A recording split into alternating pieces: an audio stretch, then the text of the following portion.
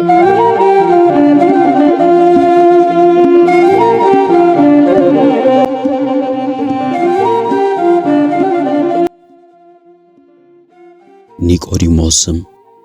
ከም ዝፍለጥ ኣብ ውሽጢ ጾም 40 ካብ ዘለዉ ሰናብቲ ኣብ መበል 7 ሰንበት ዝስራዕ ኒቆዲሞስ ይበሃል። ሰላም ጥዕና ይሃበልና ኣባላት መርሖ ሰማይ መንፈሳዊ ቻነል ከምኡውን ተኸታተልቲ ነዚ ካብ ደቡብ ኣውስትራልያ ዝፍኖ መንፈሳዊ መደባትና ከመይ ኣለኹም? ልዑል ባህሪ ኣምላኽ ኣቦታትና ቅዱስ እግዚአብሔር ስሙ ንዘለዓለም ዝተመስገነ ይኹን።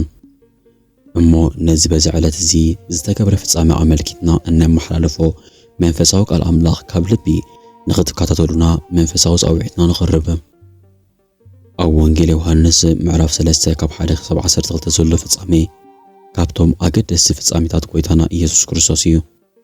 እዚ ፍጻሜ እዚ ኣብ መንጎ ኢየሱስን ሓለቓ ኣይሁድ ዝኾነ ኒቆዲሞስን ዝተገብረ ዝርርብ ኮይኑ ብዛዕባ ጥምቀት ወይ ከዓ ዳግማይ ልደት ዘመልክት ድማ ነበረም። እሞ ከም ዝስዕብ ድማ ክቐርብ እዩ። ሽሙ ኒቆዲሞስ ዝበሃል ካብ ጸሓፍቲ ፈሪሳውያን ወገን ዝኾነ ሓለቃ ኣይሁድ ዝነበረ ሰብኣይ ብለይቲ ናብ ኢየሱስ ከም ዝመጸ ይፍለጥ።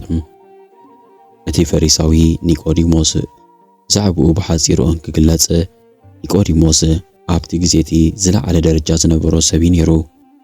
እቲ ፈሪሳዊ ኒቆዲሞስ ሓደ ካብቶም ሕጊ ሙሴ ስርዓት ኣይሁድን ኣጸቢቖም ዝሕልውን ዝምህሩን ፈሪሳውያን ነይሩ። ከመይሲ ጎይታና ኢየሱስ ክርስቶስ ንስኻ መምህር እስራኤል ኢኻ ኢሉ ክጽውዖ ከሎ ኣብቲ ሕብረተሰብ ዘለዎ ናይ ትምህርቲ ደረጃን ክብርን እዩ ዘርኢ። ብተወሳኺ እውን ኣባል ሳንሄድሪን ናይ ኣይሁድ ላዕለዋይ ቤት ፍርዲ ወይ ባይቶ ነበረም። ጸሓፍቲ ፈሪሳውያን ንኢየሱስ ክሕዝዎ ምስ ደልዩ ኒቆዲሞስ ሕጋዊ ዝኾነ ምጽራይ ክሳብ ዝግበረሉ ይጽናሕ ኢሉ ተኸላኺሉሉ።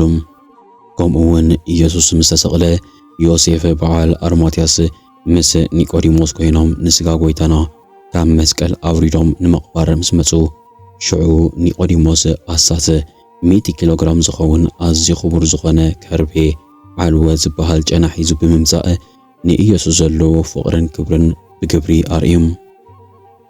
መጀመርታ ለይቲ ተሓቢኡ እናመጸ ዝረኽቦ ዝነበረ ኣብ መወዳእታ ግና ጎይታ ኣብ ዝተሰቕለሉን ሰባት ኣብ ዝፈርህሉን ግዜ ብወግዒ ምስ በዓል ኣርማትያ ዮሴፍ ብምምጻእ ንስጋ ጎይታና ብኽብሪ ገኒዙ ቀቢርዎ። ብዛዕባ ኒቆዲሞስ ነዚ ይመስል። ናብቲ ቀንዲ ኣርእስትና ክንመልሰኩም። ሽሙ ኒቆዲሞስ ዝበሃል ካብ ጸሓፍቲ ፈሪሳውያን ወገን ዝኾነ ሓለቃ ኣይሁድ ዝነበረ ሰብኣይ ብለይቲ ናብ ኢየሱስ መጺኡ ረቢ ወይ ከዓ መምህር እዚ ንስኻ እትገብሮ ዘለኻ ተኣምራት እግዚኣብሔር ምስኡ ዝኾነ እንተዘይኮይኑ ዝገብሮ ዝኽእል የልቦን እሞ ካብ ኣምላኽ መምህር ምዃንካ ከም ዝመጻእካ ንፈልጥ ኢና በሎም። ቀዳማይ ነገር ኒቆዲሞስ ኣይሁዳዊ ክንሱ ናብ ጎይታ ኢየሱስ ክርስቶስ ንኽመጽእ ዝደረኾ ነገር እንታይ ነበረም? ከምቲ ኣቐዲምና ዝገለጽናዮ ኒቆዲሞስ ኣዝዩ ምሁርን ፍላጥን ስለ ዝነበረ ካብ ግዜ ናብ ግዜ ብናይ ጎይታና ኢየሱስ ክርስቶስ ትምህርትን ተኣምራትን ይጽለቕ ስለ ዝነበረ እዩ። ብለይቲ ዝመጸሉ ምኽንያት ድማ ምናልባት ካብቶም ብኦሪት ዝኣምኑ ኣኽረርቲ እምነት ዝኾኑ ኣይሁዳውያን ወገን ስለ ዝነበረ ኣይሁዳውያን ከዓ ኣብ ልዕሊ ኢየሱስ ክርስቶስ ኣዝዩ ኩቱር ጽልኢ ስለ ዝነበሮም ብፍላይ ድማ ኒቆዲሞስ ኣመራርሓ ኣይሁድ ስለ ዝነበረ ንዓኣቶም ፈሪሑ ብለይቲ ክመጽእ ኢሉ ወይ ከዓ ምስ ኢየሱስ ብጽሞና ጸጥ ኢሉ ንኽርዳእ ዝደለየ እውን ይመስል። ኢየሱስ ነቲ ኒቆዲሞስ ቀጥታ ብኣድናቖት ዘቕረበሉ ሓሳብ ንጎኒ ብምሕዳግ ናብቲ ቀንዲ ኣገዳሲ ጉዳይ ኣተወም። ብሓቂ እብለካ ኣለኹ ሰብ ከም ብሓድሽ ዳግም እንተዘይተወሊዱ ንመንግስቲ ኣምላኽ ብዓይኑ ክሪኣ ኣይክእልን ይበሎም። ኒቆዲሞስ ግና እዚ ትምህርቲ እዚ ስለ ዝገረሞ ሰብ ምስ ኣረገ ከመይ ኢሉ ክውለድ ይኽእል? መሊሱ ናብ ማህፀና ድዩ ኣትዩስ ክውለድ ይከኣሎ ማለት ድዩ ኢሉ ሓተቶም። እዚ ከዓ እቲ ዳግማይ ውልደት ዝብል ኃይለ ቃል ኒቆዲሞስ ሰሚዕዎ ዘይፈልጥ ቃል ስለ ዝነበረ ብቐሊሉ ክርድኦ ኣይከኣለን። እኳ ደኣስ ከምቲ ናቱ ሕቶ እንተደኣ ኮይኑ ሰብ ኩሉ ምስ ኣረገ ናብ ማህፀን ኣትዩ ዳግም ዝውለድ ከም ዝመሰሎ እዩ ዘርኢ።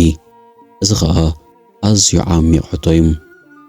ኢየሱስ ግና ሰብ ካብ ማይን መንፈስ ቅዱስን እንተዘይተወሊዱ ናብ መንግስቲ ኣምላኽ ክኣቱ ዝኽእል የልቦን ኢሉ መለሰሉም። ናብ መንግስቲ እግዚኣብሔር ንምእታው ሰብ ኩሉ ካብ እግዚኣብሔር ዳግም ክውለድ ኣለዎ ማለት እዩ።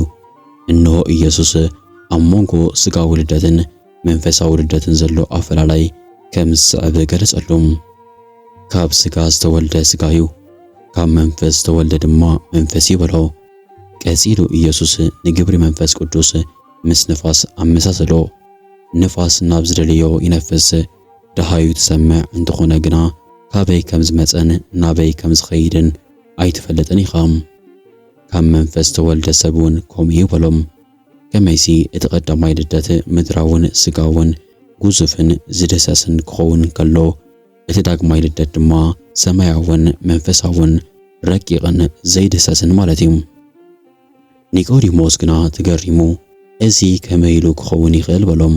ኢየሱስ ድማ ንስኻ መምህር እስራኤል ክንስኻስ እዚ ዶ ኣይትፈልጥን ኢኻ ኢሉ ብሕቶ መልክዕ መለሰሎም። ኢየሱስ ንኒቆዲሞስ ከም ዝበሎ ንሕና እንፈልጦ ንዛረብ ዝረኣናዮ እውን ንምስክር ኣለና፣ ንስኻትኩም ግና ምስክርነትና ኣይትቕበሉናን ኢኹም። ብዛዕባ ናይ ምድሪ ነገር ነጊረኩም ካብ ዘይኣመንኩምስ ብዛዕባ ናይ ሰማይ ነገር እንተነገርኩኹም ደኣ ከመይ ጌርኩም ክትኣምኑ ኢኹም? ብዘይካቲ ካብ ሰማይ ዝወረደ ኣብ ሰማይ እውን ዘሎ ወዲ ሰብ ናብ ሰማይ ዝደየበ ሓደ እኳ የልቦን። ኢየሱስ ኣብ ምድሪ ኮይኑ ኣብ ሰማይ ዘሎ በለም። እዚ ማለት ድማ ጎይታና ኢየሱስ ክርስቶስ ብኣምልኻዊ ባህሪኡ ኣብ ኩሉ ብምልኣት ከም ዘሎ የረድእ። መንነቱ ከይተረፈ ይነግሮኹም ዘሎ እዩ ዘርኢ። መንፈሳዊ ልደት ክበሃል እንከሎ ሰብ ኩሉ ብጥምቀት ኣቢሉ ሃብተ ውሉድነትን ጸጋ መንፈስ ቅዱስን ምስ ዝቕበል ወድ እግዚኣብሔር ይኸውን። ብድሕሪኡ ድማ መንግስቲ እግዚኣብሔር ይወርስ ማለት እዩ።